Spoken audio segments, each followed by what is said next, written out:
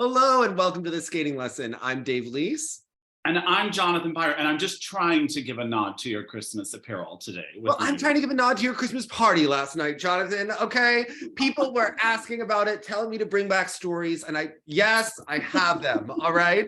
This and that. We are going to be discussing the Grand Prix Final this week. We would be discussing Zagreb. Sorry, Julia Lautova and Lindsay, who won. Very sorry. But we don't have no video. Zagreb, which is the only event of the year other than the Britannia Cup that we couldn't find videos of. The British Nationals made it hard last week, but I did watch that. And you know what, Marie-France, you're welcome that we couldn't find the videos last week because it wasn't a great outing for your team, but they did much better here.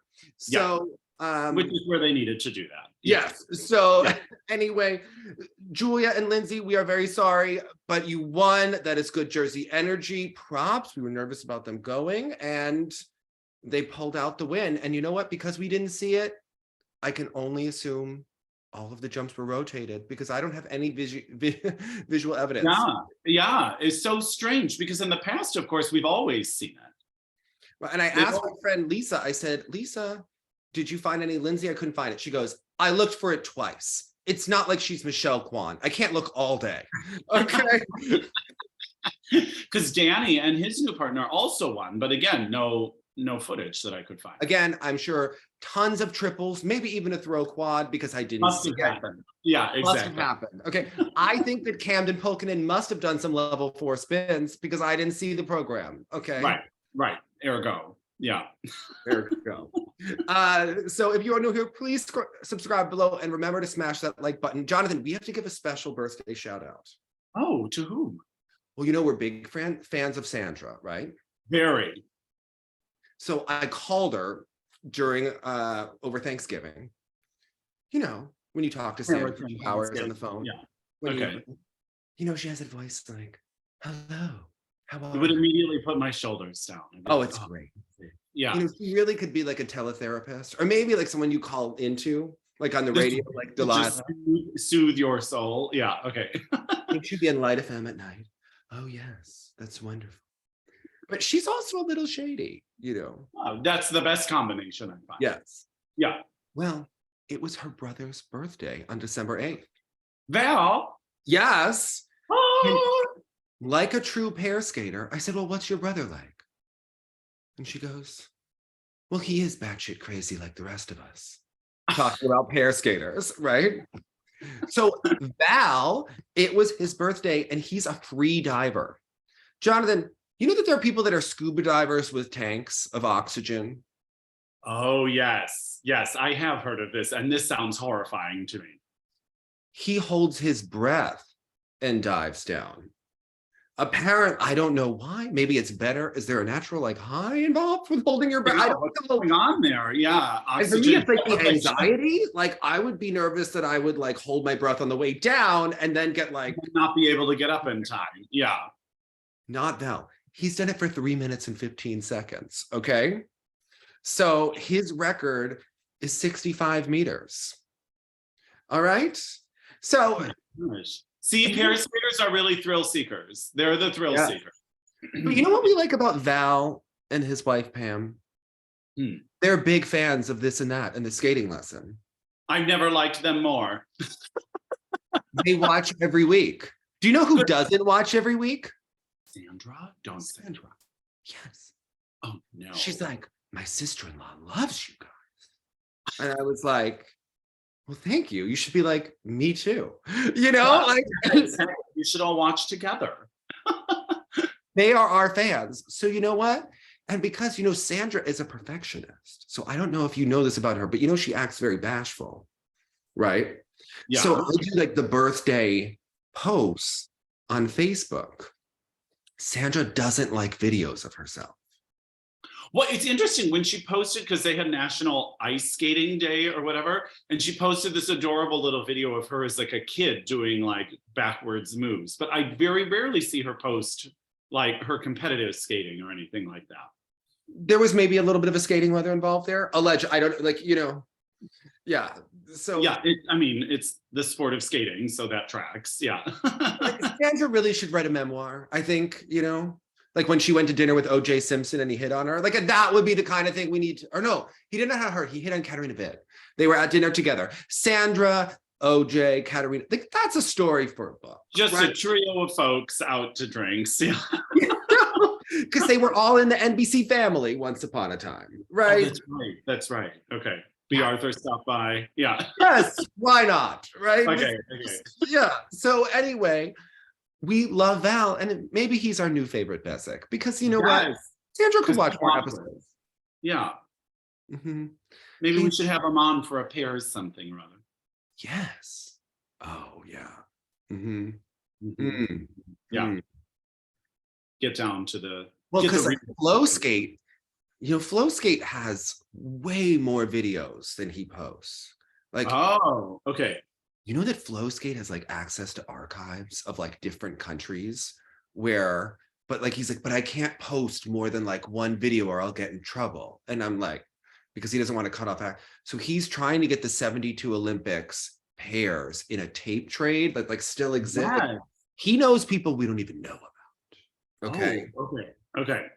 Because I've never seen Queen Sandra or Queen Jojo Starbuck at the Olympics in pairs, right?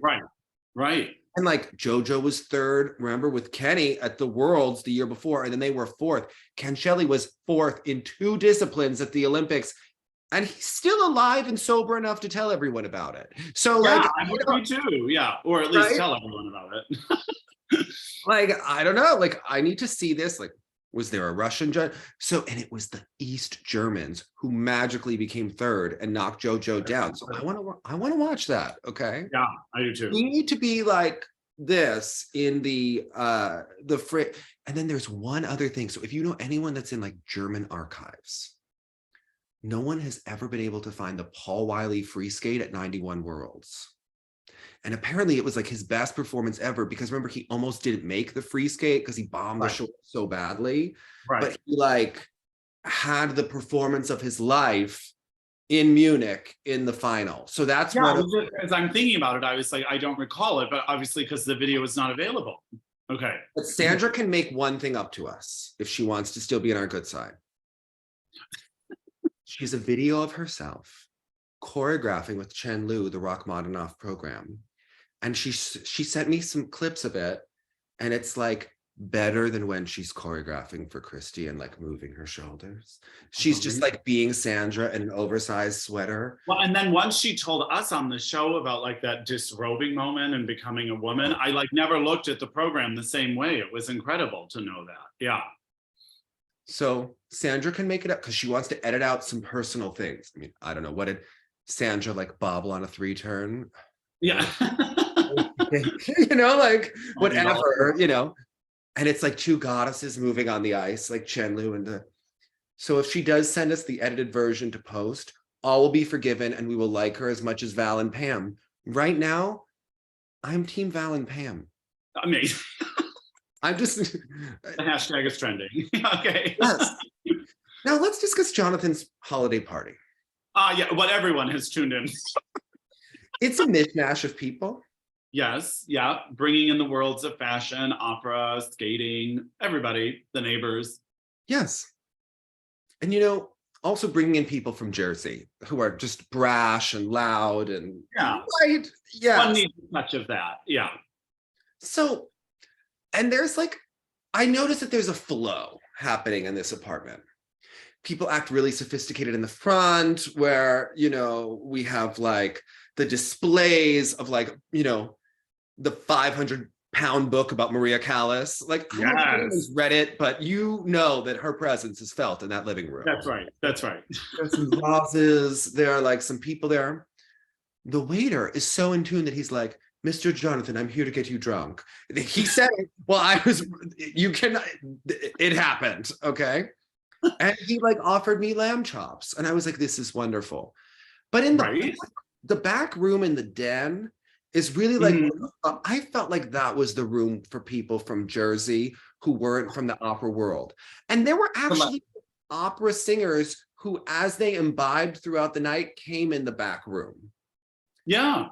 I think this is where we could play like some Whitney and Mariah people and maybe like shade their voices. Maybe we could like talk about Yoko Ono singing and like shade her a little bit.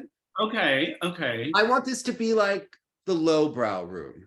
Like, I think we need to lean into like highbrow, lowbrow. Well, and it works because actually the front of my brownstone is very traditional and formal in the front, and it's very modern in the back. So on House Hunters, I called it an architectural mullet because it was formal in the front, party in the back. And I guess that's how you're saying the social flow of the party was working as well.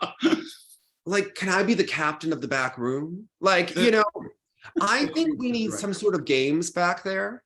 You know, maybe, I don't know, we could have some sort of challenges with like making Christmas ornaments out of like a crafting challenge. Yes, that would be excellent. Amburo challenge. Yeah, I think Amburo would like a crafting challenge. Like maybe we could have some like Christmas lights, tinsel, something like for the tree. Yeah, I think we need some sort of like a holiday project in the back. Or I think that your party had enough type A people.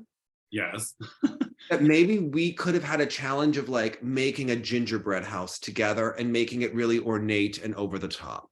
Like maybe there could be two teams and who could do it a little bit more over the top. Because like Jonathan's ex-boyfriend was there wearing like a gold medallion, you know, with Carolina Herrera. That was like, I mean, there was a mishmash of people. All right. Like I cannot tell you. That's the way I like it. That's the way I like it. Variety is key. Yeah. Variety is key. Okay. Like I think that we need some sort of challenges. I think we need games in the back, and I'll be the grand marshal of the fun room in the back. Terrific. Okay? We'll make you cruise ship director of the back room fun activities. Yes. Okay. I'm already organizing for next year. Yes.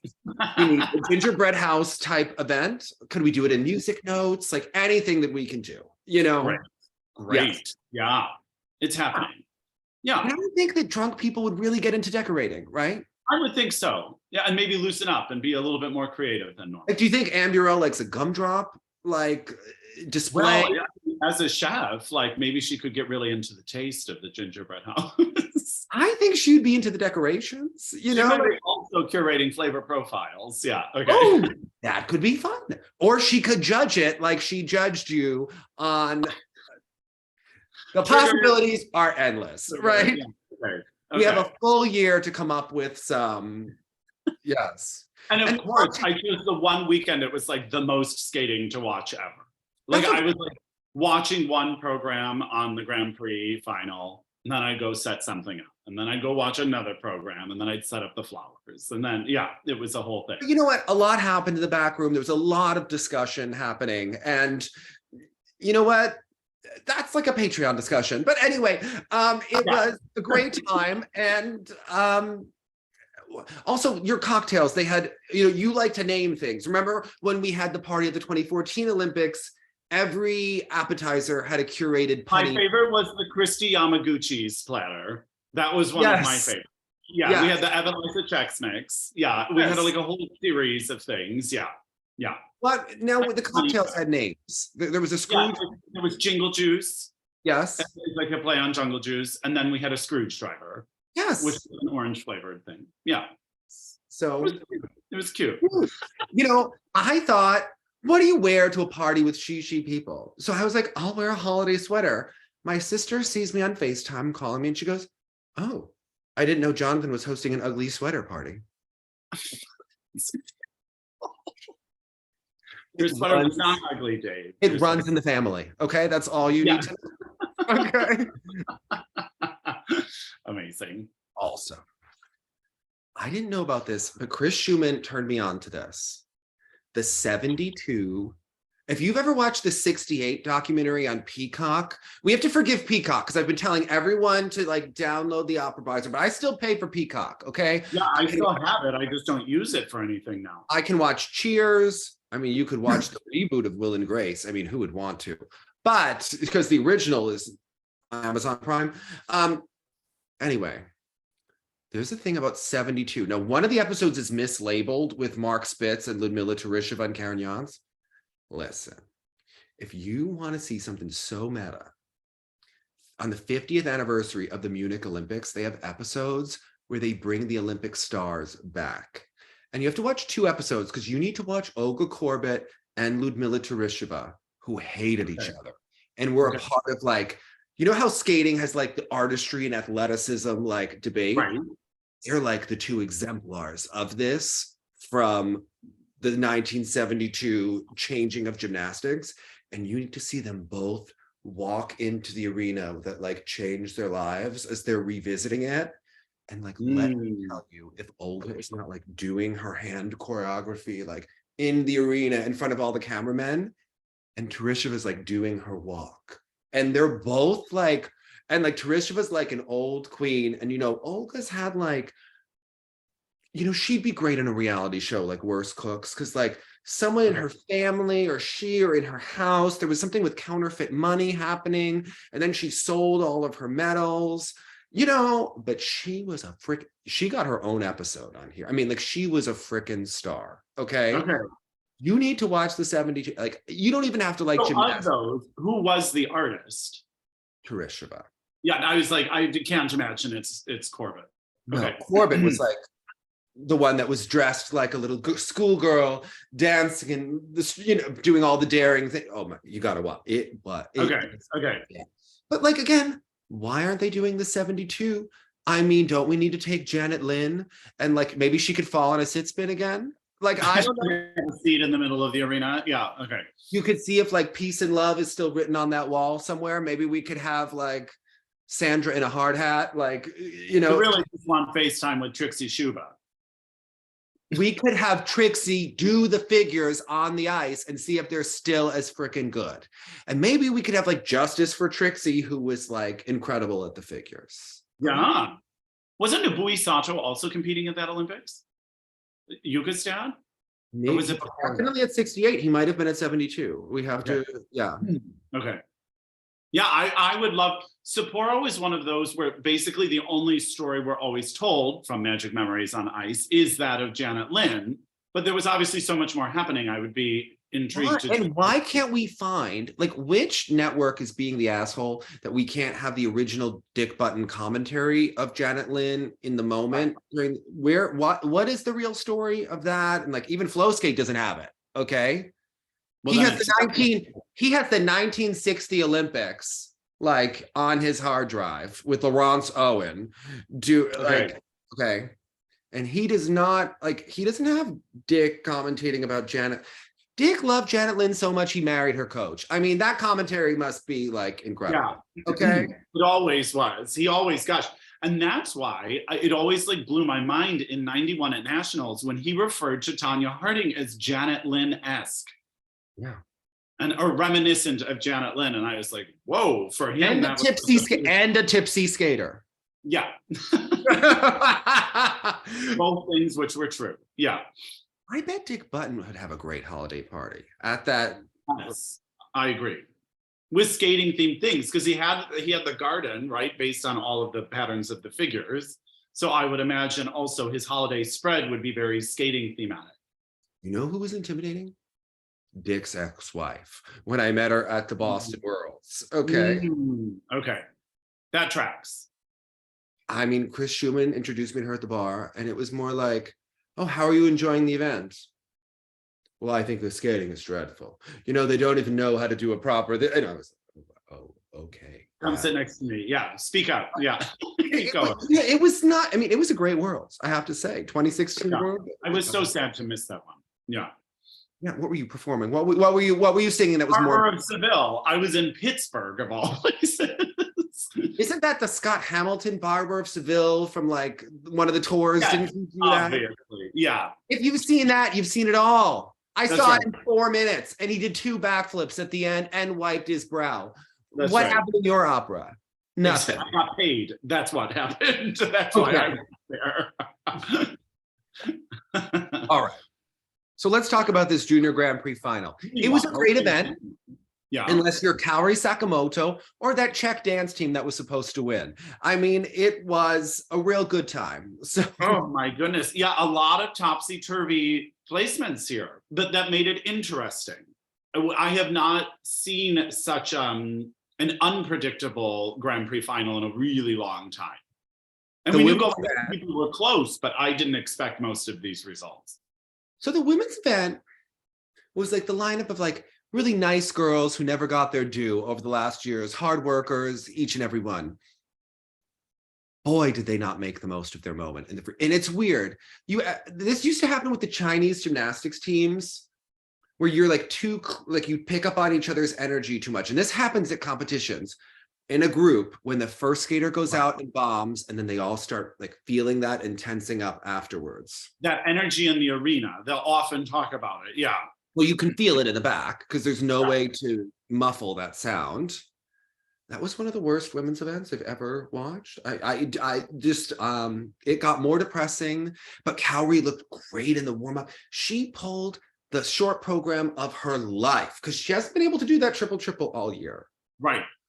And the short program was a real moment. I'm gonna look to my notes because I wrote more specific stuff. But what was fascinating about this dress, Jonathan, the fabric is bad and the color. She originally had a great dress at Lombardia that she wears for her exhibitions. What about Janet Jackson made her be like, I would like the color of wet seaweed that you ever at the Jersey Shore? Probably not, you're too fancy. But if you were at the Jersey Shore, the water is so green from all the seaweed. Like this is not. Okay, clear beach water. This is not the Gulf of Mexico, right? The water goes out. And at like Wildwood, the beach is real long, right? It leaves behind a ton of like wet, dead seaweed that's like dark green and black, okay? Like the color of the water. It's as though Kaori just decided to wear it as a dress, okay? And it's like, it's not just the color, it's the consistency of the leftover seaweed on the beach. It's like a little... kelp. Yeah, okay. I don't know if it matches the rest of her program. Yeah, I have to say, like, now that you mention it, I'm wondering if it could have been different. It didn't detract from my enjoyment. You know, I prefer the short program over the free skate. Yeah. Well, now after, you know that there was a controversy about whether or not Lila Fear and Lewis took out the line about being gay and born this way, about being gay, straight, or bi. But you know that in Kaori's footwork, it does say that I'm heavy like a first day period. Which, you know, female empowerment, also curious for a skating event. That's new. Not good or bad, just new. You know, just new. Yeah. That wasn't happening in Janet Lynn's era. Correct. But maybe it should have been. Yeah. Maybe it should have. Okay. But Trixie would do it. You know what? Because Slava's energy is heavy like that. I must say she didn't enjoy the Boston Worlds in the same way, you know? I didn't realize they took that out of the Fear and Gibson program. Because did you realize that Rapine kept it in for Kaori's music? I'm glad he did. It makes the whole program. Once you hear it, you'll wait for it every time and you'll be like, I can't even say I noticed that. Okay. Interesting. It's worth a rewatch. Okay. You know what I think about the short program though is I actually want Shoma to do that program. You would like Shoma to be heavy like a first day period? I'm all for it. Maybe he would take that line out, but just that casual, cool whole approach. I was like, this is what I keep saying. I wish a Shoma short had the approach of. He had a Michael Jackson program that I thought was good until I rewatched it, and I didn't realize because you know Lambiel sometimes has energy that's like unnerves me a bit. You know, he's very artistic. When he told me about why the costume looked like it did in 2016, like the explanation was a lot. Yeah. Okay. Right. And his hair, it's very reminiscent of Michael Jackson. He kept in the voiceovers from Earth Song where Michael's like, I love trees. I have a thing for trees. I love the planet, right? I don't think that that's needed in a Shoma program, but if he could give us like Dirty Diana and Smooth Criminal, I think that would be fun for a Shoma and very long. Yeah. Especially if you're going to be like, if you're skating that you're at the Jonathan Byer opera party for the free, I think you should be in the fun room in the back for the short, you know? Bingo. That's exactly the analogy we needed. Okay. You need life about balance, okay? That's right. Shoma's free as the living room. Now give us the den moment. Yeah. The den moment. All right. Yeah. Come on, Shoma. All right. The moment den. Okay. Watch the Michael Jackson. The second half, he can really dance. So that show was so freaking boring to John Mayer. I know. Well, we'll get into that. But like the thing about Kaori's short is, and I was sort of watching this a little bit more this time, and I know this is like an old thing, but remember when some people would start with a double axel, the commentators would always say the same thing. They're like, nice, easy jump to get the legs under you, and now they're ready to go. In those former eras, like when Tanya and Midori and stuff were doing those triple axels, it wasn't their first element.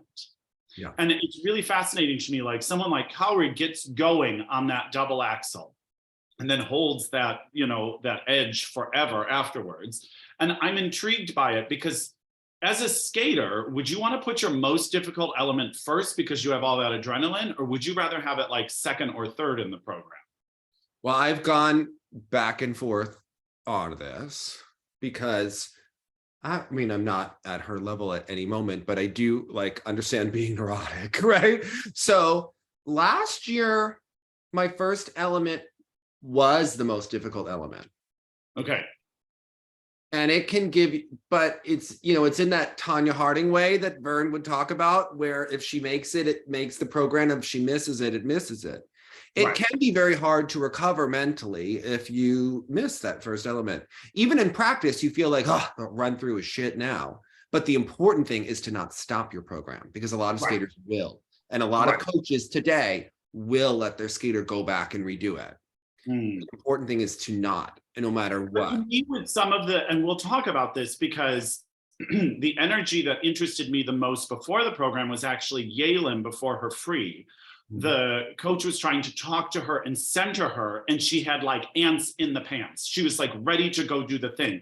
And I was like, she seems so edgy and agitated to get started. So this to me was either going to mean she's about to nail the best one ever because she has so much drive in her body right now, or it's going to be too wild and it's going to backfire. And so that was a moment where I thought maybe if Yelim's first jump in the free had been one of the easy ones to just ground and center herself, then she could have gotten going. I feel the same about Loena. Yeah.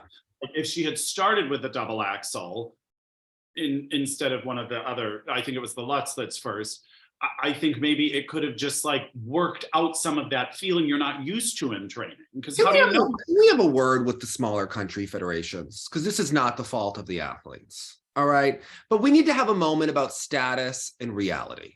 Okay.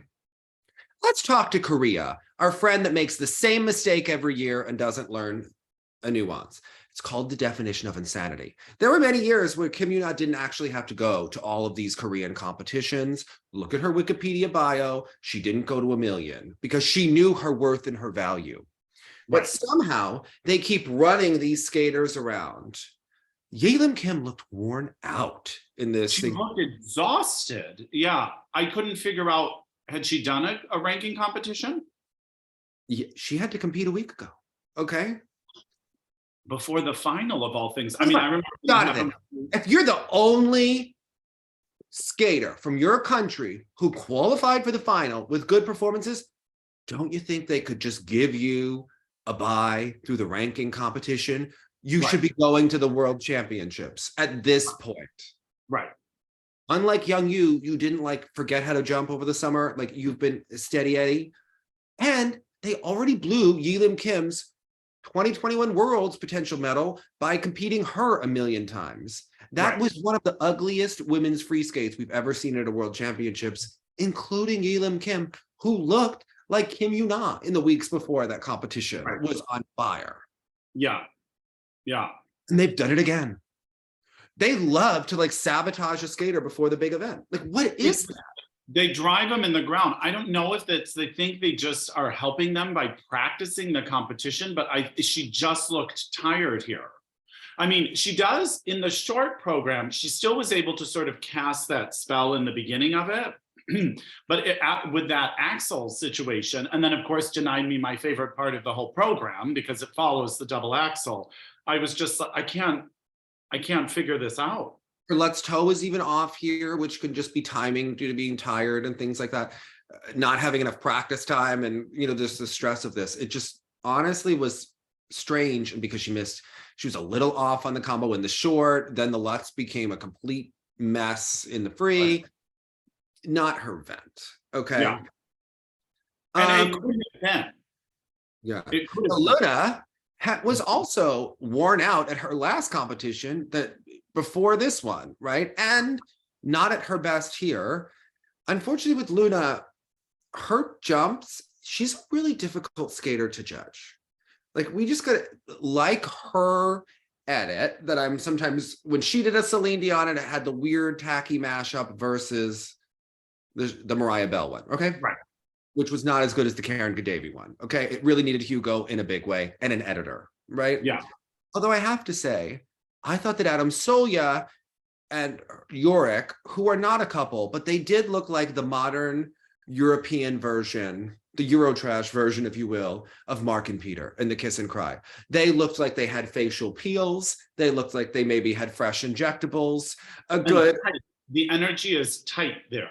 Well, I don't think that Yorick's black bank robber gloves were helping the aesthetic when he had the tails on. They look a little too nervous and green, but like that in a year or two, they will be okay for this. But this is a tragic learning curve moment. It's almost like they want it too badly and they know she's capable of it too badly to make that. She could have won this easily here. Easily, yeah. But it's kind of like her layback, where they don't know how to edit in the right way. Because if you look at her regular layback, like the classic position, her leg is kind of bent and flexed in one of the ugliest layback positions you've ever seen. But she transitions into one of the most beautiful Spielman positions you've ever. I have written down here, this is one of the best Spielmans I've ever seen, the position. But it starts with one of the ugliest. So do you award that good GOE or bad GOE? Like, right. What are you going to be, Vanessa Riley? Or are you going to be like nice about it? Yeah. I don't know. Right. And some of her jumps get like that, where they get the height, but then she delays the rotation. She doesn't get the legs close enough. And then it's an under rotate. Yeah, because the air time is always the most exciting part of her jump. But the free leg on the landings is where we sort of lose some of that magic. Yeah. It was a fascinating outing for her. The thing is, and she's one that telegraphs her response to her skating right away the minute she's finished. And I wish some of the skaters would have a bit more of a poker face, because you're basically allowing us to acknowledge that you did poorly. Where it wasn't that she did poorly, she just didn't do what she wanted here. And I think if you just like fake it and sell it as if you just nailed it, I think the perception changes a little bit. Yeah, I mean, this was poor for her. This is a missed opportunity. You only get so many in your career, right? I think she has that razzmatazz that we want her to be on every podium, right? She has that. Although this free skate, they've got to change the music again. I mean, it's about a fall. First of all, the themes for the program. If you are going to be the Johnny Weir fallen angel crap that we heard 1,000, you can't start with that. Okay, what in God's name is happening? Why do we have one sleeve and one glove and one naked arm? Like, I don't understand this. I don't even know that she's an angel anymore. And frankly, the music sounds very purgatory, so I don't really understand the whole deal. I don't know. Yeah, it was interesting because especially the music gets so heavy towards the end. But randomly, she seemed to respond to the heaviness in the music and like sort of woke up in that second half of the program when it got more driving. Don't you think she has a warmth though? Like I find that she has more warmth than Yelim Kim or Isabeau. Like her just inherent being. The main thing is when she starts, she skates so much from her core. So she just skates bigger and stronger from like her first movement that draws your eye in. She is very attention grabbing. And then once she has our attention, it's a matter of what are you going to do with it? She does more with it in the short program, which I like the music actually that starts and ends it. It's that middle music that doesn't do it for me at all. And I think that costumed her really well in that, because when that's like the hot pink and orange and stuff, you see her lines against the ice, which is really nice. Yeah, she has a thing, but I was also trying to remember this point last year was, I feel, when we were first starting to realize she was going to be a thing. She had not peaked. So I think it's also new for them probably for her to sustain a high level of podium finishes right out the gate of the season. So I don't know if that's a learning curve for her and the team. None of them had the real, and this is where we get into with Kaori. They were all striving to be medalists last year and to even be an outside dark horse. None of them actually had to deal with the pressure of medal front runner because it wasn't an option with the Xenon Gas squad and the scores that we were giving for components for the Russian competition. Right. It was never, and for GOE, it was never a possibility. And even though you would rather finish 5th as opposed to 7th, you still know you're fighting for that middle clump. So I wonder if it just takes the pressure off and you can just go out and do your thing. But I think that was happening with a couple of the skaters here. When the opportunity was there, they didn't quite know how to handle. Well, it's called an upper limit problem, where you struggle mentally with how good you can really be. And then when you can be that good, it becomes way more. And that could be what's going on with a little bit with Kaori this season. She also has the burnout of the Olympics. We haven't gotten a straight answer, but she has not been as consistent as she was in the past. It has that Michelle Kwan vibe, where after she won the Worlds the next season, it was a little shaky, but she was holding it on until it fell apart. And this was Kaori's Nashville moment. This was, and with, even though the short was great, and gosh, I love, she does all this like back, like with the head and her arching of her back in a totally different way that we have never seen from her, which I really appreciate. Not given enough points for her performance versus everyone else, but yeah. But when she got off the ice, it seemed like she had like just held on to making that happen. You could tell from her response that that was a lot of effort. It was a great effort, but it made me wonder what was coming the next day, because I was like, it seems like she held on to that program. And then in the entire free skate, it was like she was chasing the music. She was like rushing to keep up with the choreography. Yeah. Well, you knew it was going to be a really rough go because she tripped on a forward crossover or like caught her toe a little bit. Right out the gate. Yeah. Yeah. And that sends that you're a little bit forward, you're a little bit antsy, you're a little bit nervous. So, and it's really, when you have a weird mistake, I always find this when you have a weird mistake on something that you would never, like a crossover, like that can throw you more than like missing a jump. Yeah. That's like, what the heck is going on right now? What's wrong with my equilibrium? Why am I not in my body? What does this mean for what's coming up? And I would imagine it just spirals like crazy. Yeah. Her program spiraled. Like, after the double, she saved the double axe, it was great, but she's, because of pattern into it, she saved that. But then I don't know if she was tired or what, but it seemed like she's been struggling to get the triple back in the programs. I don't know. I think that it's good that it happened here before the Japanese nationals, because they have enough depth that opening that door. A nice moment for Mai Mihara, not her best skate. No, but it was nice to see it rewarded. She had the opportunity there, and she may have suffered some nerves because there was, the botched triple loop and stuff like that in the free. But overall, she just seemed more happy to be there, maybe as an outside shot. But everything about it was just lovely. And I was noticing, like in her spin combinations, it's when she changes the positions that she will like increase speed, which I always find so. There's a bullet for that. So and she's so agreeable. Like even though people may not find her the most exciting, there's not these like huge things that people are going to dislike about it. It's an easy skater, I think, that people could agree in this situation. You're like, yeah, give her the first place. There's no problem there. Yeah. And she does only about 1,000 spirals in that free skate. But none are turned out or extended in a way that we want. That's a little bit unfortunate because they're utilizing it so much. There's one She's early the on. Skater that you want to have a good spiral. Yeah, because it seems like she would. I blame Yuna for normalizing the bad spiral. I'm sorry, okay? A figure skating queen who was a gold medalist and was beloved by the public never had a bad spiral like that until Yuna. It just it didn't happen, okay? Yeah. I mean, but she does do. You know why Yuna's Ina Bauer became a thing? Because it was the highlight moment of the program because her spiral was that bad. Okay. Was not, yeah, Yeah. exactly. Okay. But the one I do like is she did a back spiral that is perfectly timed with the piano and the music before her triple Lutz double toe double loop. And at that moment, it was like a quick thing that went right with the music, and I was so impressed. And so then I was excited to see the rest of them, but then the rest of them, unfortunately. I also think that where the judges need to differentiate between Kaori and like a Loena who perform, there needs to be a differentiation between someone like Yelim Kim, who's a very pleasant skater and has nice qualities, but has no performance quality.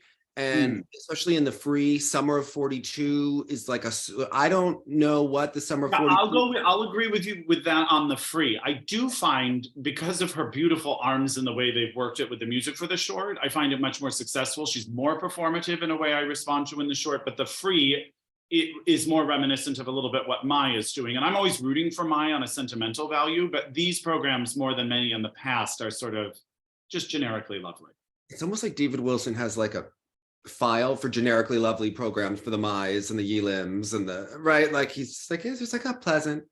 Yeah, just look lovely. Yeah. These are good skaters that need more time spent on the music to push them to that next level. They need that Roheen to bring out their, you can't, I mean, Yelim even does the move that David came up with, where she kind of like shrugs. She does it in her free, if you pay attention. But they need more of that. She doesn't, spent every day with him. She really developed that into like a persona in the Gershwin. Like the Yelim it's just, I mean, lovely, but completely. Yeah. And totally different to get the program and then leave. Like you're saying, it's when the choreographer rather is on site that you really see skaters start to change, I think. That's why Nancy was so good. It was, she had Mary there.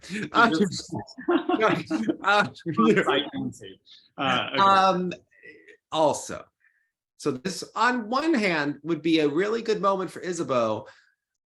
But the coach ruined this for her this week by revealing herself too early. And if she were and Isabeau were a skater from any other country, people will leave this in the comments, so we just have to brace it. We would talk about it. So the USFS wouldn't want us to talk about it. It's why we don't apply for credentials, because we got to talk about it, okay? Where it's very clear that Isabeau and her coach are in their head about her losing her jumps with puberty and the whole thing, right? And the coach talked about how demanding she is and gave a lot of really weird pro-Russia and like strange quotes to this interviewer. And Isabeau said that she doesn't think that puberty will be a problem because she would just put a little bit of butter instead of lathering it on her toast. And she thinks she'll be okay in that way. Yeah. So as she's skating, with these jumps that don't look like they're going to survive till next week, it's kind of like all you can think about. And I just find that her whole packaging in general is overwrought, overdone, way too many accessories. Why is it so heavy in the music? Because she's this bright, fresh talent. And it's like oppressive on her. Like, do you feel that about the short? Yeah. Okay, I don't mind. Look at how big that damn bow is in her hair and the kiss and cry. It's like bigger than her head. Yes, yeah. I find everything about her and her packaging, it's almost like everyone finds some shit. Oh, let me put another bow on you. Let me add some more pressure. Let me do this. Let me find some more music that sounds like your grandmother would love it. There's just nothing age appropriate about her. I don't know. See, for me, I liked her because what she's offering more than any of the other girls are these like balletic arms and hands and things like that. So I would just like lean into that and just do warhorse ballet music all the time. I know that you weren't such a fan of the material last season, but I think if she free was I know I liked the short. The free, the German, it was another overwrought grandma's drapes shit situation. Yeah, but if she went full ballet, I think skating misses that. That everyone's like, oh, not one of these tired old classical pieces. And I'm like, there's nothing tired about it. No one's doing that. Even her dress is like 10 inches too long or what, I mean, compared to Loena, but like anything that she's doing, it's just like so dated and not age appropriate, and the hair and and I'm like, put her in the tutu. Yeah. Put her in the tutu, give her some classical ballet, give us all the arms we want. And really, we will pay less attention to the jumps. Then I'm also thinking, like, because they're clearly fixated on puberty when they're giving those quotes, then you're nervous that the jumps are go. And that's what they feel comfortable to share. That's not even like overt. And like there are always, you know, there are stories that Isabeau's a perfectionist, you know, and the coach talked about, you know, like, and that there's maybe a lot of crying on the ice, and you know, there's a lot of intensity from, I think, all the people on the team, you know, the mother, those, you know, the whole thing. Whatever, we're all intense. I'm an intense person. That's not like, but when they give quotes like that, I was a little unnerved that she just finished her first Grand Prix final. And it's, listen, with the way these careers go, and it's so short, right? The window, that the coach really like was so visibly negative and disappointed in the kiss and cry. You don't know if you're ever going to be at another Grand Prix final. I mean, that's the breaks, right? For someone like that. And this, in that moment, if you think you're disappointed, imagine about your skater. And maybe if there were things that you were disappointed with that happened technically in the program or something like that, is that the moment you're ready to receive that information? You know, I thought it was really inappropriate. And I thought like, you should try to at least like, I don't know. I was just like, you read the interview, you can't, at least Megan spoke out about it and how, like, it was so warning sign. Just, if you go on FS Gossip, so you can check it. Yeah. Okay. I mean, she revealed herself in a big, big way. Okay. Like, which, remember, she only beat Lindsay by like a point at the event in New York, and they stormed out earlier in the year. Right. Like, that was also a tell. Yeah. I mean, she makes Julia Lautova look like Miss America, okay? Like, I gotta tell you, you know, like, this is... Yeah. Julia would never give a quote like that. She's wouldn't, you know? Like, right. Well, and it's interesting, you're talking about that intensity and all this sort of stuff. Something I did see, especially in the short program, was her skating had more intensity. Like, with the exception of the combo, that's where you really see still that like slow motion program stop. Here we go. Let's see what happens.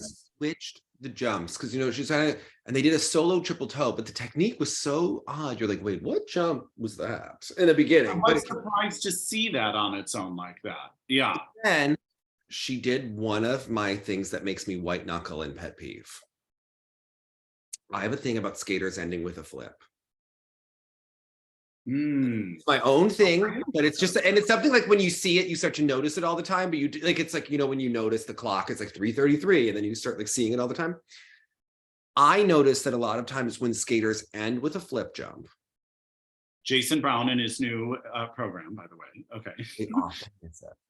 Yeah. Because when you are tired, it is really easy to drop the right shoulder on the 3-turn entrance. I have noticed this since the days when Chen Lu used to end her program at the 94 Olympics with the flip and put the hand down, and would often make this mistake. Johnny Weir loved to have a bad ending to the program with the flip, or it would be like, you know, like just not as good as the rest of the program. Okay. She did the flip here and it went down. It's just like one of those things. It's an easier jump to miss at the end of the thing. I just wouldn't do it. For whatever reason, the Lutz tends to be an easier one, but when people end with a flip, just... Interesting. Now I'm going to notice that for sure. Yeah. Okay. Yeah. Well, I mean, the bigger issue for me at the end is the way the music ends. Bum, bum, bum, bum, bum, bum, bum, bum, bum. And then it just cuts and does it has a false ending, and it does this whole thing that detracts. But I mean, now having talked about my spirals, I could watch Isabeau's spirals all day. When she does them, she really made them count as opposed to... But you know who saved women's skating for me in this week? Mao Shimada in the junior ranks. Just amazing. And we're going to talk this out because I've sort of... There were a couple things that changed my mind about a couple things watching this. And this doesn't always happen when I watch skating. Sometimes at the beginning of the season, I kind of settle into how I think about certain skaters or certain programs, and very little can be done to change it. But my mind has changed a couple times because I was a real big supporter of Jia Shin. Okay. And when I saw the short program here, I was so not taken with it as compared to Mao.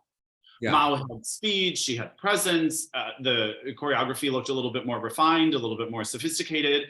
And Jia in the short program in particular looked so, I guess normally here we say juniorish, but knowing that Mao looked so much more elevated in the short program, it was an interesting juxtaposition. I sort of became a little less enamored with Jia Shin skating this weekend.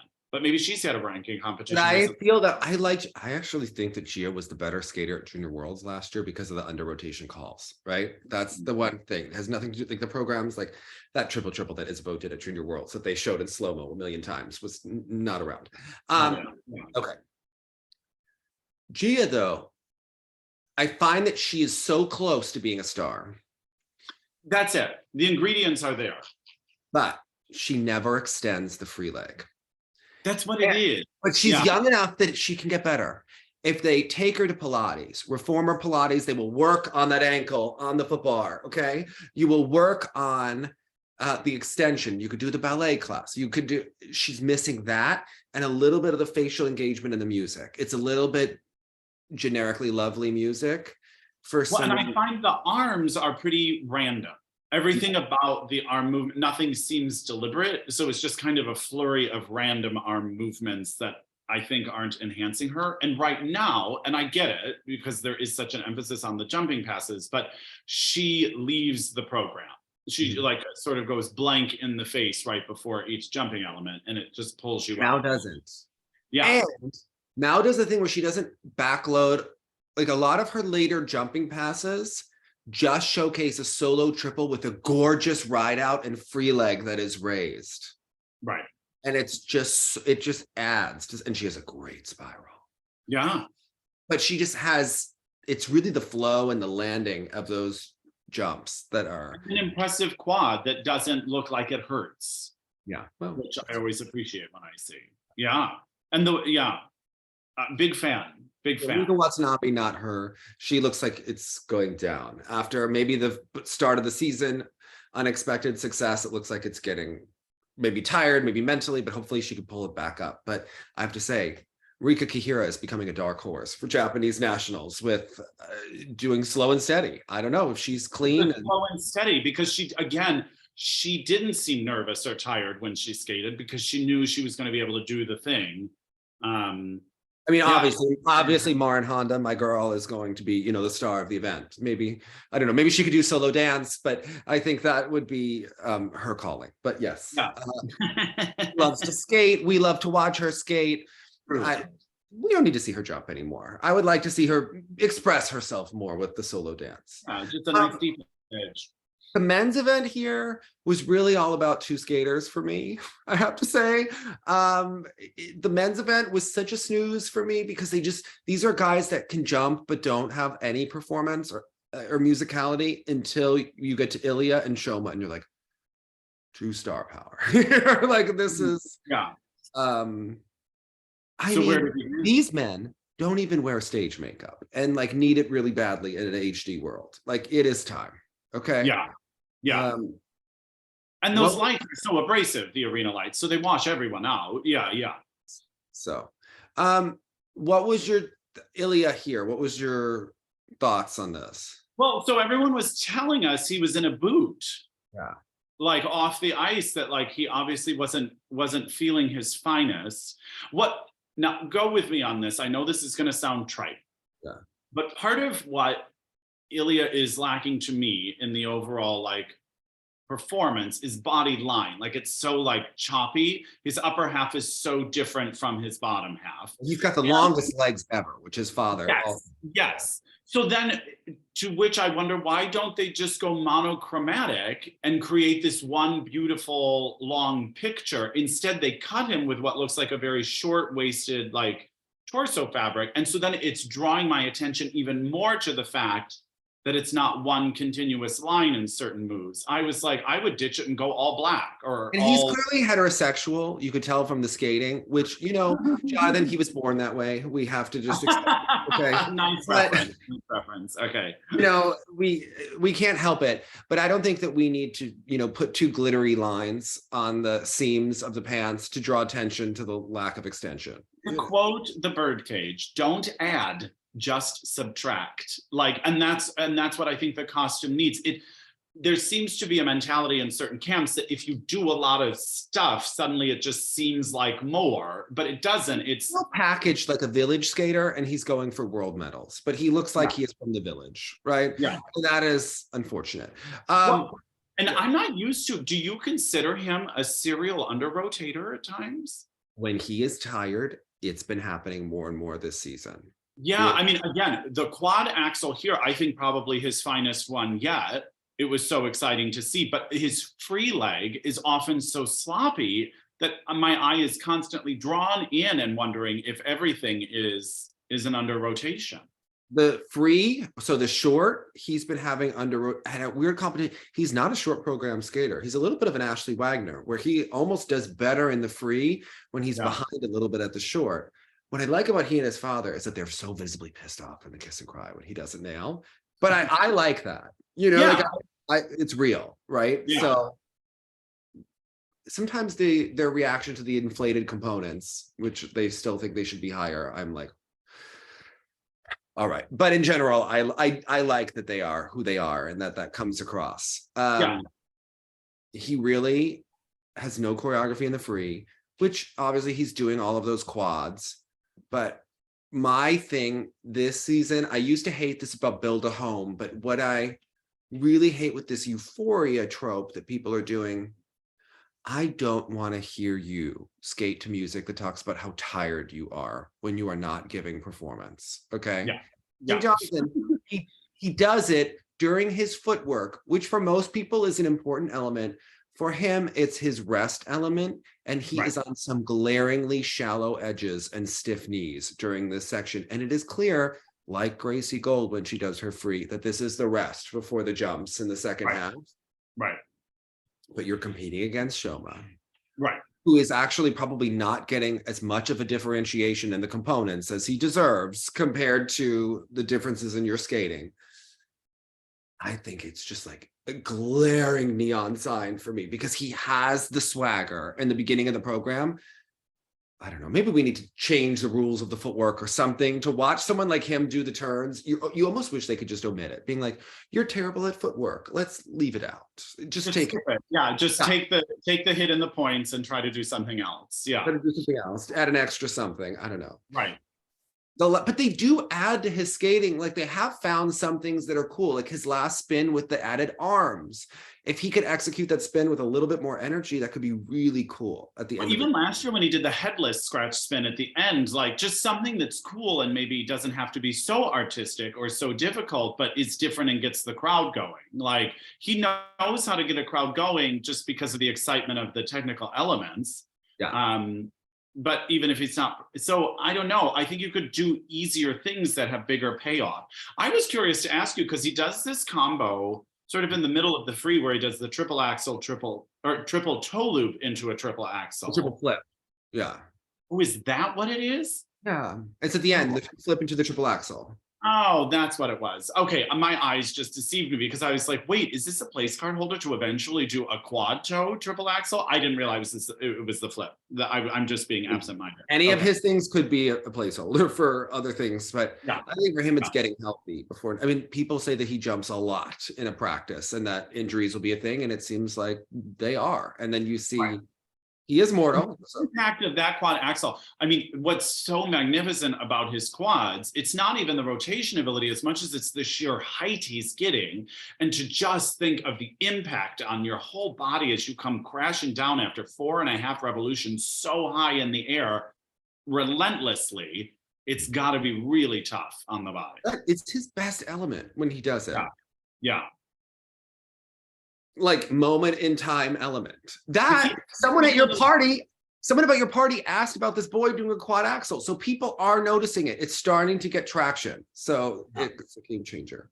Yeah. There was no one there at the final for the first days, which was just awful. So yeah, that was tricky. And of course, this is the old Olympic arena, obviously from Torino, where they have those horrible seats. They're not real seats. It's like a metal curve that you just looks so depressing to see people on those stone, like you see the stone in the seat. Yeah. And no one there. Oh my God, it made skating look awful. It did. It just, Remember when it was in Barcelona? Everyone was like there. It was like Right. party, right? Not here. Okay. We were like, what's this all about? I was kind of hoping they would move it there for a while because it was such a great crowd. Yeah. And Shoma's free was just magnificent. Yeah, although he's holding back. He's trying to control the nerves more to become that person. And I think you could tell the energy it takes when Lambiel's crying after. Like, I have to tell you, when he skates well, he has something that Nathan and Yuzu both didn't. And we're coming from a different era where his is more of a complete package. You're not getting the quad luts. You're not getting maybe the volume of the jump. You are getting a beautiful quad loop and quad flip. So again, it's not like he's just doing quad flip does have like that Mishin full blade technique. Even though we talk about Mishin being the arbiter, he did invent the whole blade. Okay. Although there is a video and you could just watch it. But if you have a Russian speaker, there's one on the Figure Skating, the Russian channel, of Mishin explaining jumps. And there's another one of Terry. And the difference then shows you which one is the technician and which one is the manager coach. Right. And and maybe overrated. It is just telling you how jumps are judged when one is telling you biomechanically how it's happening and about the skid and about it's like night and day.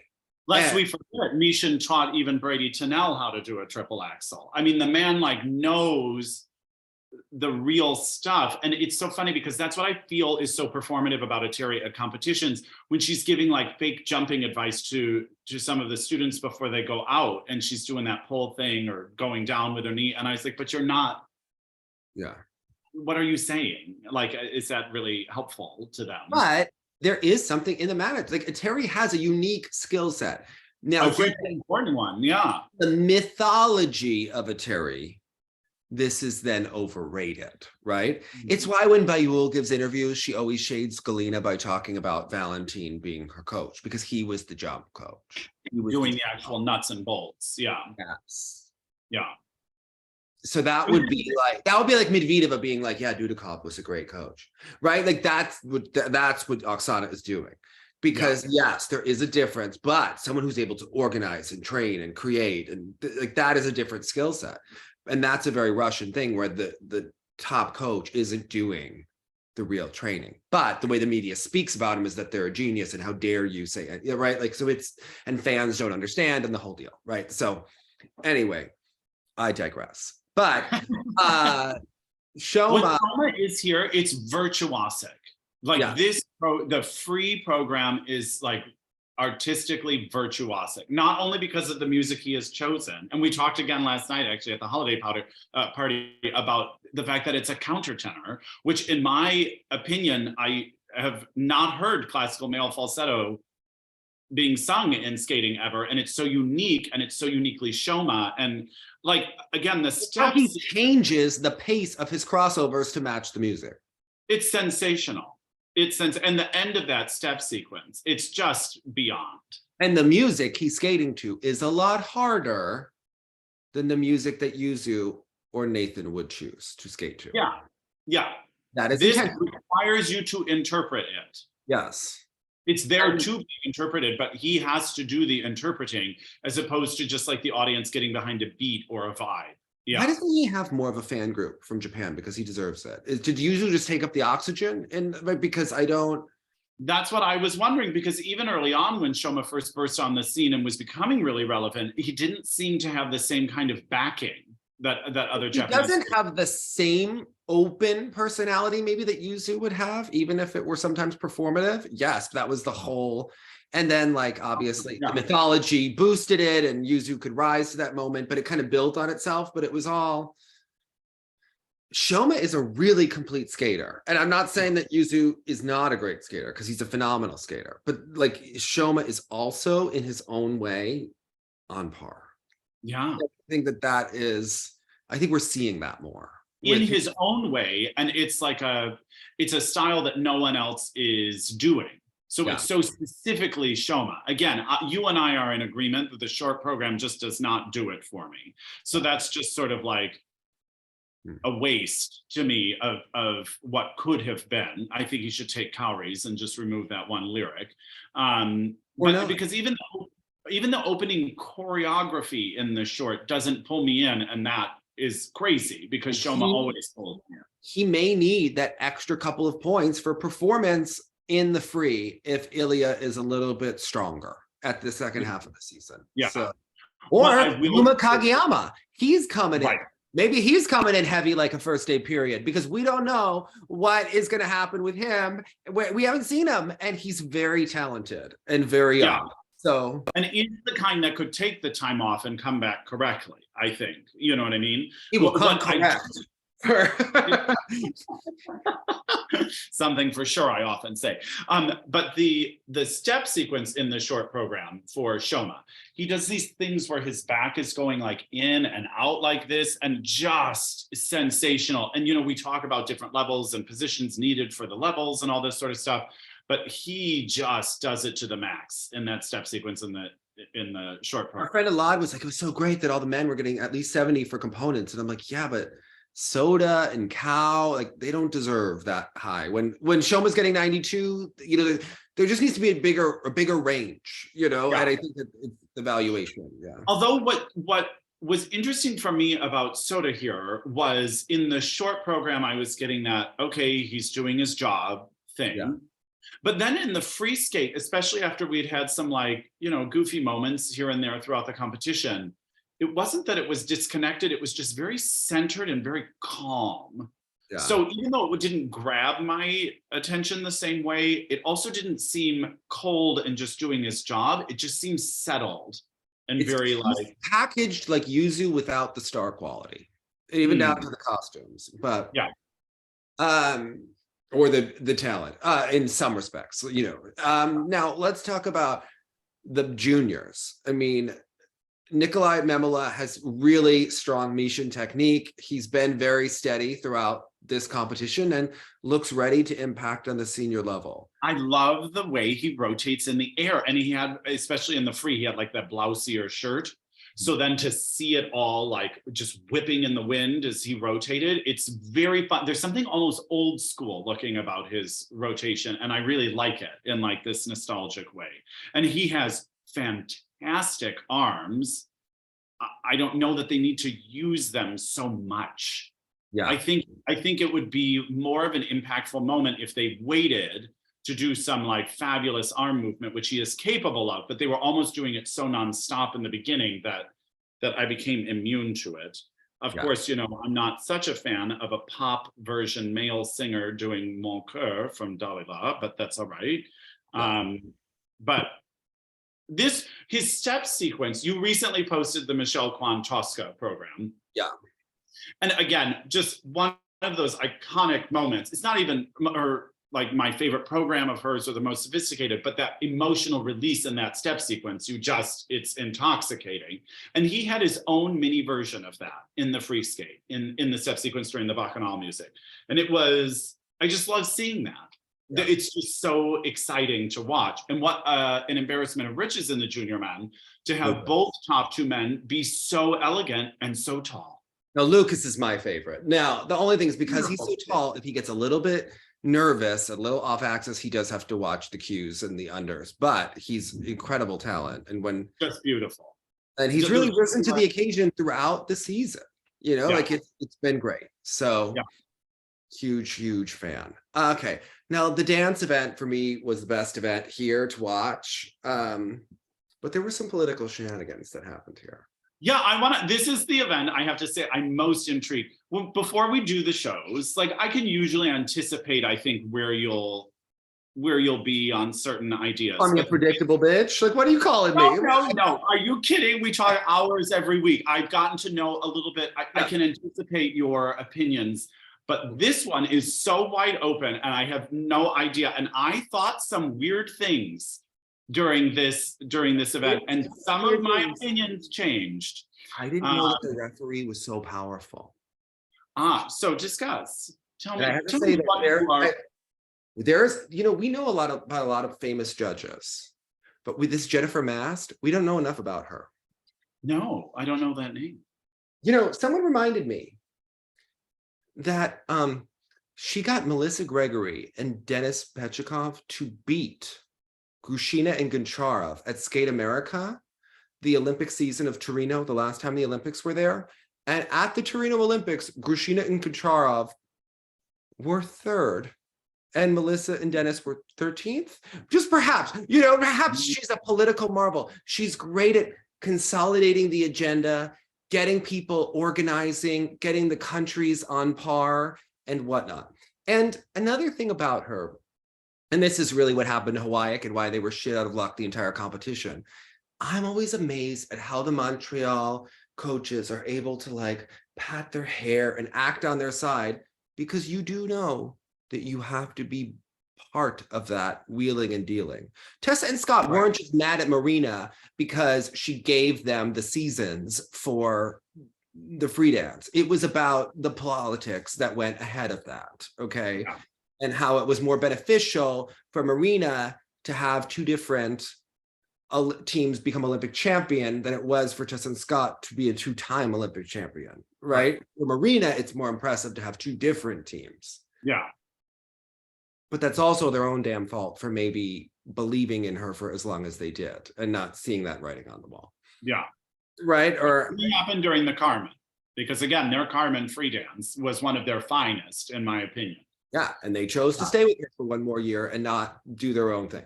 So in terms of this, so I did have a friend that was talking about the shenanigans. And this is, you have to go on skatingscores.com and look at where the US judge put everyone, okay? Jonathan, read the rhythm dance and what this person said. Okay, so I'm gonna go to the rhythm dance and I'm gonna go to the judge tallies. Okay. Oh my gosh. What did the American judge do? First of all, the Finnish judge had the candidate. US judge. Let's just go US judge first, okay? The US judge was Madison and Evan first. The Italian second. The Brits third. Yes. Piper and Paul they had in fourth. Then the Canadians, and then everyone, unfortunately, was ready to. But you know why Hawaii is last, right? Because to make up for the Chock and Bates first? Yeah. Yeah. So that's why I think I'm so amazed. And listen, Marie-France and Patch may be the non-abusive coaches, but they do know the politics that are played, right? By the way, Barbara has pissed off everyone, so she can't really work with the other judges. And that's also a problem here when we talk about the back end deals. The Brits are, the Brits love, they're very supportive of their skaters and it's easy. But the whole, Lila Fear and Lua, especially like they did not have the skating skills of the other. I mean, well, I would say that Lila and Nikolai were the weakest skaters of the final. Yeah. Yeah. Okay. And yet the Finnish judge had Laurence and Nikolai in first. The great British judge had them in second. That's so crazy. This is what someone told me about, what countries do. And this is, then you can reread what the US did. Don't forget, it's the trick of the trade of judges, especially experienced ones, to put those teams that have no chance of reaching their own higher, Lila and Lewis, and dump the teams that they know will be closer in ranking, Gilles and Poirier. Obviously, the US judge knew that Lila would be nowhere near Chock and Bates, and by putting Lila up to third and the Canadians and the Italians lower, it does a little bit of damage to the teams closer to Chock and Bates. That was a masterclass in experience judging that happened. And if the ref is on board with what the judge does, they can't bring that up in a meeting. Right. So if the ref is part of the shenanigans, the judges don't have to answer to shit. And you're talking more in the rhythm dance, because now as I'm looking at the judges tally for the free dance, the US. Well, what could we do in the free when Nikolai decided to fall like that? I'll tell you what they did in the free is they put Chock and Bates first, Hawaii and Baker second. Who, the US judge? Yeah. And then had Piper and Paul third, Italian. Well, that's so, you don't have Piper and Paul on the flight home. Or you don't have Hawaii and Baker on the flight home being like, what the hell? You're like, you second in the free. Right. But their score which was probably one of their best outings, although that music is a snooze. For the free, it does not match them at all. They should really use last year's music. That their program is great, their elements are great, but it's a mess. So yeah. The Hawaii can Baker music, you're saying? It's dull. Yeah. Well, yeah, it's just so subtle. And so they're doing great things, but as an audience member, you leave being like, oh, that was nice. Yeah. As opposed to everyone else was really giving you big show energy. Yeah. And everyone, like, it's easy to get behind Fear and Gibson. They're so crowd appealing, but they were more tentative and their skating was smaller than the other top teams. Right. Well, do you remember in '94 when they did that like documentary about Torvill and Dean, and they were following them through Europeans, and then they go there and they're sort of having the discussion about Gricek and Platov, and they're like, well, it's an exhibition. Yeah. It's a show program. So they're just giving them like razzle dazzle, and we're kind of trying to do something deeper and more sophisticated. And that's a little bit the angle here. They're giving you razzle dazzle and the crowd goes for it every single time. And even I, as a viewer, knowing that some of the moves are less sophisticated or big or fast, I do find myself enjoying it a little bit. They do it every year. They did Madonna, then they did the Lion King. They know how to get people behind them. And for both programs this year, they're giving razzle dazzle. It's not this is not a team that's going to give you classical music ever. Yeah. Lila's free leg doesn't extend. It does not. And we love them. And they know how to package and they know how to pick music and they have great personalities and they're smart and they're almost like the people's ice dancers. We just all love them. And she's so freaking smart. She's asking people to tag Lady Gaga for their free dance and admitting that she uses Lady Gaga's makeup for the free because it's so effective. It just stays on and doesn't smudge. Full-time. Marketing genius. Do you know who her good friend is? Tessa Virtue, who's always doing those ads for the dry shampoo and the Buick. She's learned not her moonlight earrings. Yes. Okay. She's learned a thing from that Canadian. All right. Yeah. Yeah. I mean, what was interesting is in the free dance, especially, some of their synchronization has gotten tighter in some of the choreographic moments, which makes it that much cooler. The sharper it is, the more successful I find it. And it continues to get sharper throughout the season. I find the ending is a cringe with they're trying to do the homage to Torvill and Dean with that backflip at the end, but it is slow, controlled, and careful between the 3 choreographic assisted jumps. It is really. Well, there's that moment where they almost have to wait in order to make sure the timing is right. And in that brief moment, like we're in the spell and then it's just broken for a moment while we're waiting. And then it's a cute button. And if you don't know what it's in reference to, you might find it unexpected and exciting. But the fact that they kind of have to get it just so with the music makes for like an awkward entrance timing wise, I think. But like props to Lila Fear for being so Tessa Virtue that she knows to include the homage to Torvill and Dean at the end of their program. They know exactly what they're Lady Gaga. Like,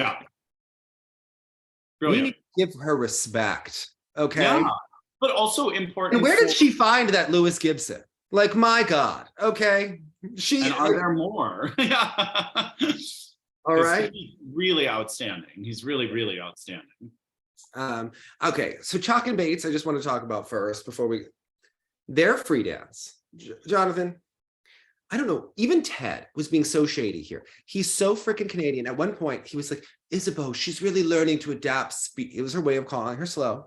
She's learning to add speed in the senior ranks. Then he was talking about, although he was openly shading Rinka's lack of presentation, but others he wasn't as much. But he was talking about Chock.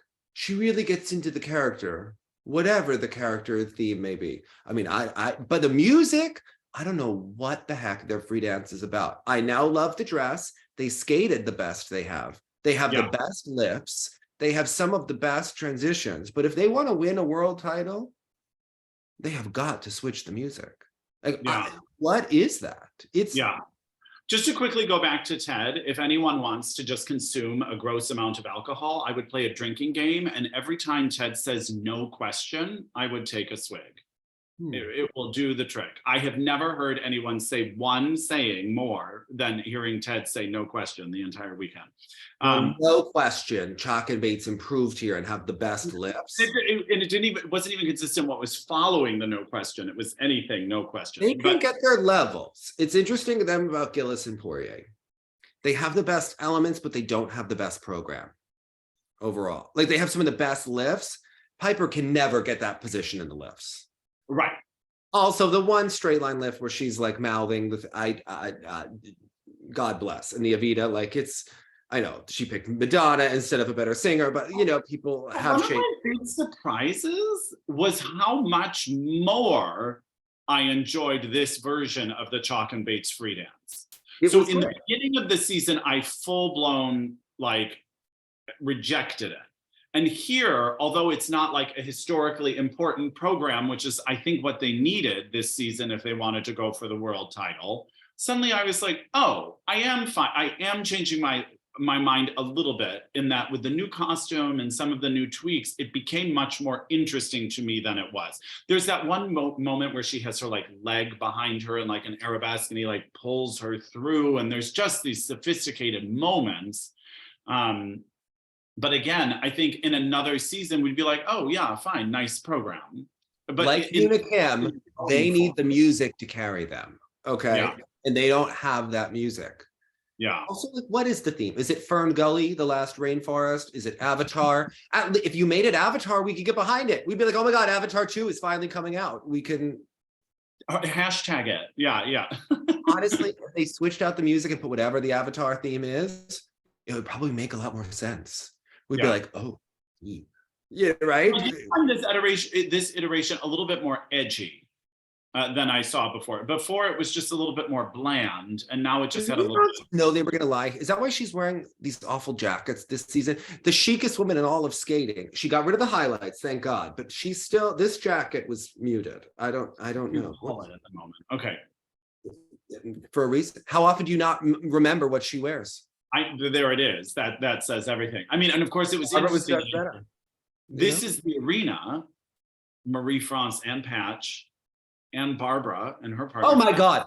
This is why Ted is such a shady Canadian, but he doesn't own who he is. And this is what's annoying. He sees Barbara and he's like, oh, so many coaches competed here. Jonathan, why do we remember that Barbara competed in Torino? Death stare. And her partner for more than a minute. Okay. Ted, freaking own it. Okay. Yeah. Give us the information we actually find interesting. Re-show it, like make it interesting for a viewer. Yeah. Don't talk about how hard skating is, like every other sport isn't hard. Okay. Right. Like, come on. All right. You could have done a montage. You could patronizing. It's patronizing to be like, we love figure skating and it's very different. It seems like it's this weird art form you're trying to like sell us on, like a little. Or almost apologize for. Yeah. Yeah. Yeah. But the dance event here was very exciting. I don't know. I was surprised. I didn't know if the Italians were going to pull this off, but they were, the things were safely placed. Like never extends. She makes her body smaller because of they're just not aesthetically set, and it doesn't work for me. And they don't have any emotion that work. I can't. So yeah, because even the crowd's enthusiasm was just because of who they were, not because of the program they were watching. You know what I mean? Like, I know that they're very good technical skaters. I mean, it's obvious, but it's an aesthetic sport, and I don't enjoy their skating. Yeah. It's where I respect that they are technically talented, but I don't get anything from their programs, and I don't enjoy those 4 minutes. It's kind of like Angela Nikodinov skating to the Mummy at 2000 Nationals. You know that they're a good skater. Refrigerator, yeah. Yeah. But that's our version of what we were talking about when sometimes you're watching the competition and you end up going into your phone. Yeah. And suddenly I realize I'm checking my email instead of watching their program. By the way, I started looking away to text Kristen Frazier during the performance. It happened. And so it happened. The person I was with noticed it. Okay. I was legit bored. But now, how do you feel during the Evita? I love it. I see that they have some. I think the sum of the parts is the strongest by far. Yes, they have little weaknesses. He has a stunning back crossover with a pointed toe that is just everything about him is stunning. Yeah, and then the skating is just sensational. Yeah. It's just Is their rhythm dance really Latin? I don't know. I don't know if I really care, but it's great. And something happened here. Like, you know, so one of the parts I like is in the Don't Cry for Me Argentina, there's that little flute bit that's like da-da-dum, da-da-dum, da-da-da. And then she like is doing the cartwheel lift thing. And I think it's a very cool choreographic moment. And their timing was just a little bit off. And almost from there until the end, she, like we were talking about, like Yelim being out of her body or Kaori sort of chasing the choreography, she was a little bit in that moment, I think, for like that final third of the program. And I got really nervous for them because I was like, this is when something accidental could happen. But I think it's a testament to Paul staying centered and sort of like keeping her on track. But it seemed like it almost unraveled for a second, but they saved it. But I don't know if I can take 2 years, because look, they're going to win Worlds this year, most likely. Then, of course, they're going to have a home World. So why not stick around another year, Jonathan? And then, oh, you're halfway through to the Olympics. Why not stay? We've won 2 Worlds. Right. Jonathan, I don't know if I can take Caroline for that long. All right. Yeah. What is that? The dancing that they do with the bows. And then Caroline goes when they're getting off the ice. You just do what you do. You just did what you do. It was amazing. Performative. Yeah. Such performative crap. Okay. I can't, it's the nauseating Canadian shit. Okay. But the story they're telling is effective during the program. It is earnest and all that sort of stuff. And then it's not only that it happens, but that it happens so long after the program that it starts to feel artificial. Even though they're doing it. Their lack of genuine aesthetics, I can only get behind it for so long. And Carol saying these comments like, all right, we just I can't do it. All right. But now they apply that same acting to like when they do the step sequence, like the one that goes across the arena that way in front of the judges, and like them getting up from their knees with like no effort. Amazing. The acting they're able to do in that moment is so special. So it almost makes it a little cheaper that they do so much at the end. But yeah, it cheapens it. And the release they felt in the kiss and cry, I felt like they were just told, we will let you win Worlds if you do your job. Yes. I think they knew that was on the line. I have never seen them so nervous before their score.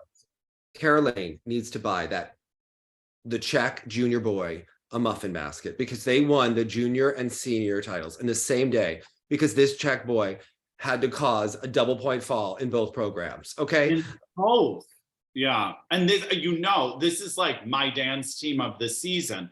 And when I first heard they fell, I assumed because she has that gorgeous but dangerously long black dress for the rhythm dance, or is it the free dance? Whatever the Spanish one is. But I think they also skate. What makes it so exciting is how fast and enormous and athletic their skating is. And then I think it just gets a little wild. Yeah. It's just too unruly. So that was a devastating moment for me at the Grand Prix, more than other great skaters that made errors. That was the team that made me sad. Also, the British, you know that the Canadian boy is really British, who won, and he is phenomenal. Although they did have a moment where they were playing the violins while they were doing. Yeah, did you see that? And he had the notes on his costume. Yeah. You know, that's kind of that cheap ending that Caroline gives us at the end. Yeah. Same thing. Okay. Again, compared to the gravitas of the Czech team, but again, I understand the Czech team did it to themselves here because Carol can't help herself. Okay. Yeah. She's in a country with Ted. Okay. And Tessa Virtue. Right. She's so honored, right? All of the time. Yeah. And interesting to see a Korean team. In dance here, who's also in Montreal and had some lovely moments, her especially. Yeah. No, I have to say, which team did you think was stronger in the? I've given you a hard time for being so anti-Julie Marcotte for years, but I will say that when we have to watch this Japanese team skate to such sad music the year that they are so set to win.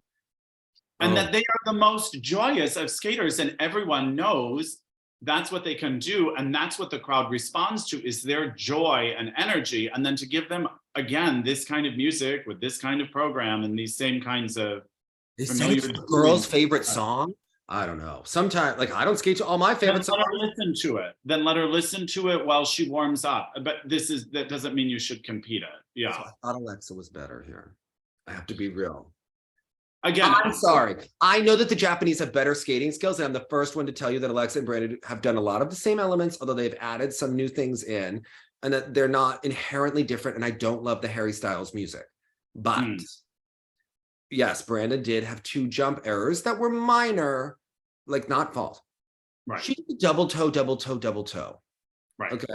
And really like how toe axle was it? But anyway, sometimes. But the throws were bad. The lifts are not as good as Alexa and Brandon's. The twist is not as good. He made an error on one of the jumps. Honestly, I think Alexa and Brandon were just a little bit better here.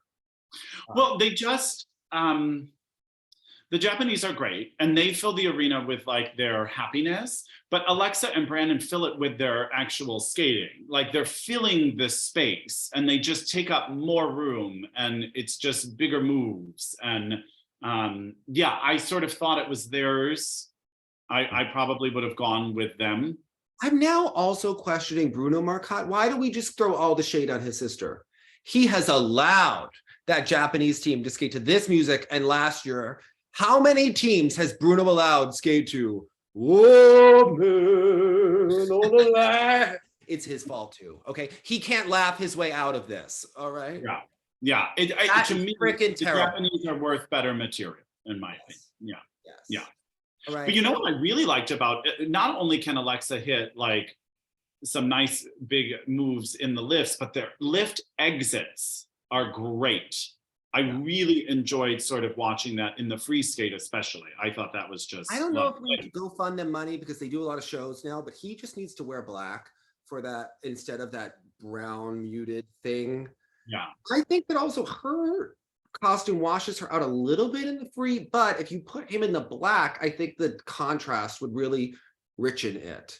And I don't know why he's in this muted brown. I don't understand what this, I don't know. But black shirt, the Mervyn Tran special, borrow the Uniqlo shirt. I don't care. Okay. Yeah. Well, because like you're saying, it's designed to sort of fade away and we want something that pops a little bit more. So we see the line. He did write an apology post after they lost. Well, she was on fire. He was freaking perfect. Okay. He should apologize.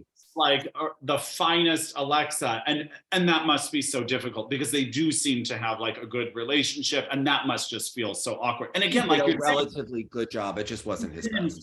He didn't implode, but with the hand down. Okay. Yeah.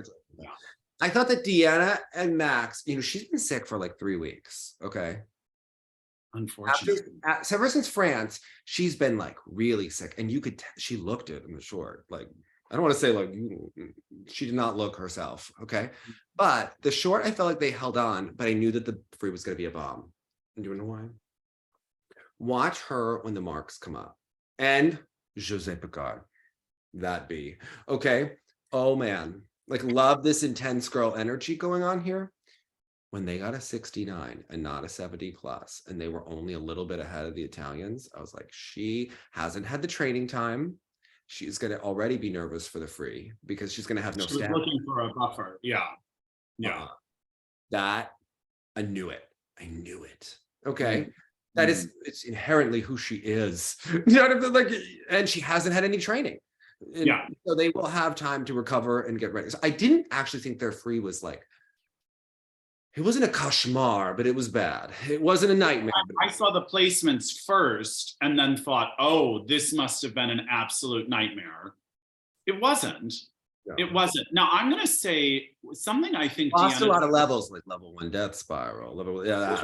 I love that death spiral, but was her head not low enough, or what did they... We'll need to get the full Deanna dissertation when she's recovered.